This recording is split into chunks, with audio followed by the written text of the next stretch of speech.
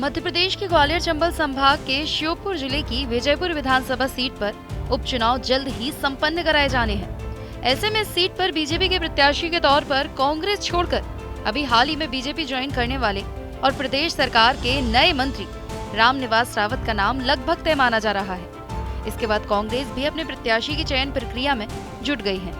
एक तरफ बीजेपी रामनिवास रावत की जीत तय मान रही है, तो वहीं दूसरी ओर कांग्रेस भी विजयपुर विधानसभा सीट पर ऐसे प्रत्याशी की खोज में है जो हमेशा की तरह इस सीट पर उपचुनाव में इस बार भी कांग्रेस को जीत दिला सके। ऐसे में आखिर कौन होगा कांग्रेस पार्टी का संभावित प्रत्याशी, जानेंगे हम इस वीडियो में। ग्वालियर चंबल संभाग के श्योपुर जिले की विजयपुर विधानसभा सीट पर उपचुनाव का बिगुल बज चुका है। इस सीट पर जल्द ही चुनाव संपन्न कराए जाएंगे, लेकिन खास बात यह है कि विजयपुर विधानसभा हमेशा से कांग्रेस का गढ़ रही है। बीजेपी में शामिल होने से पहले रामनिवास रावत ने इस सीट पर कांग्रेस की टिकट पर 6 बार जीत दर्ज की और विधायक बने, लेकिन इस बार विजयपुर विधानसभा सीट का गणित कुछ अलग दिख रहा है, क्योंकि लोकसभा चुनाव 2024 में विजयपुर सीट पर कांग्रेस को हमेशा जीत दर्ज करने वाले रामनिवास रावत ने अब बीजेपी ज्वाइन कर ली है और अभी वो प्रदेश सरकार में मंत्री भी बना दिए गए हैं। ऐसे में विजयपुर विधानसभा सीट के उपचुनाव में उनका बीजेपी की तरफ से टिकट लगभग तय है। ऐसे में बीजेपी का कॉन्फिडेंस हाई लेवल पर है। बीजेपी रामनिवास रावत को टिकट देने के साथ उनकी जीत को भी लगभग कंफर्म मान रही है। आपने खुद ही कहा कि माननीय रामनिवास जी 6 बार के विधायक हैं, तो जब आदमी 6 बार का विधायक होता है तो वो पार्टी लाइन से ऊपर चला जाता है। रामनिवास जी के भाजपा में आने से शक्ति दुगनी हुई है और इस बार दुगनी शक्ति और दुगने नंबर्स के साथ रामनिवास जी जीतेंगे। स्पष्ट रूप से मैं यहाँ कहना चाहता हूँ कि कितनी भी तैयारी कर ले कांग्रेस, कितनी भी कमेटियाँ बिठा ले, कैसा भी प्रत्याशी ढूंढ लाए, वो जनाधार खो चुकी है मध्य प्रदेश के अंदर। ना उनके पास कोई नीति है, ना नीयत है, ना ही नेतृत्व है। जिस पार्टी का नेता उनका प्रदेश अध्यक्ष कहता है कि पार्टी का ही तेल ले रहे, उस पार्टी पर कौन भरोसा करेगा और कौन उस पार्टी को चुनाव जिताएगा? क्या लगता है कि भारी बहुमत से जीतेंगे?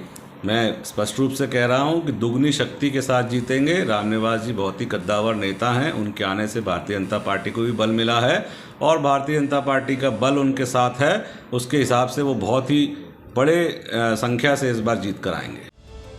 विजयपुर उपचुनाव में कांग्रेस पार्टी भी पूरे दमखम के साथ जुट गई है। कांग्रेस का मानना है कि विजयपुर विधानसभा सीट हमेशा से कांग्रेस का गढ़ रही है। ऐसे में सीट पर कांग्रेसी विचारधारा के वोटर सबसे ज्यादा हैं। कांग्रेस ने दावा किया है कि अगर कांग्रेस के विधायक बीजेपी में चले गए तो इसका मतलब ये नहीं कि विजयपुर का वोटर भारतीय जनता पार्टी में शिफ्ट हो जाएगा।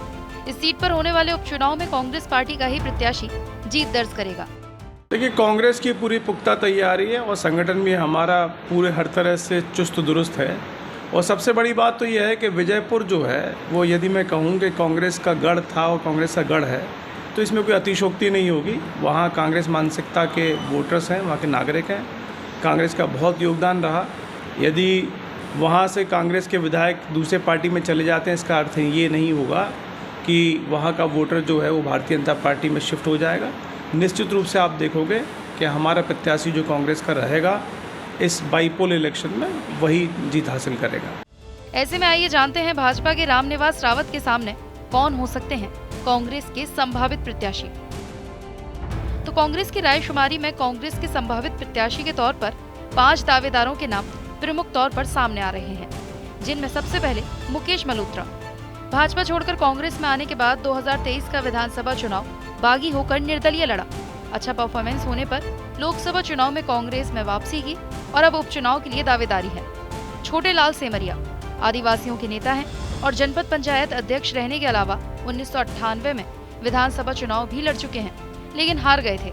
एक बार फिर टिकट की मांग कर रहे हैं। महेश कुशवाहा 2023 की विधानसभा चुनाव में बीएसपी छोड़कर कांग्रेस ज्वाइन की और अब विजयपुर सीट पर कांग्रेस के संभावित दावेदारों की लिस्ट में है। अतुल सिंह चौहान श्योपुर जिले के वर्तमान कांग्रेस जिला अध्यक्ष हैं और उपचुनाव में टिकट की दावेदारी में भी नाम शामिल है। वैजनाथ कुशवाहा बसपा से कांग्रेस में आने के बाद 2018 के विधानसभा चुनाव में श्योपुर जिले की सबलगढ़ विधानसभा से विधायक बने, लेकिन 2023 का चुनाव हार गए। अब विजयपुर उपचुनाव में दावेदारी सामने आ रही है। बहरहाल कांग्रेस पार्टी विजयपुर विधानसभा सीट पर बैठकें लेकर दमदार प्रत्याशी के चयन प्रक्रिया में लगी है। फिलहाल इस सीट पर संभावित प्रत्याशी के तौर पर अभी करीब आधा दर्जन नेताओं की दावेदारी नजर आ रही है। लेकिन जिस तरह से अचानक कांग्रेस छोड़कर रामनिवास के बीजेपी में आ जाने से विजयपुर विधानसभा पर टिकट की आस लगाए बैठे भाजपा नेताओं के मंसूबों पर पानी फिर गया है। ऐसे में बीजेपी से बगावत कर कोई दमदार जनाधार वाला नेता अगर कांग्रेस में आता है तो उसके नाम पर भी कांग्रेस पार्टी विचार कर सकती है, क्योंकि कांग्रेस विजयपुर विधानसभा सीट पर किसी भी तरह अपनी विजय का परचम लहराना चाहती है। ग्वालियर से धर्मेंद्र शर्मा की रिपोर्ट, TV9 मध्य प्रदेश।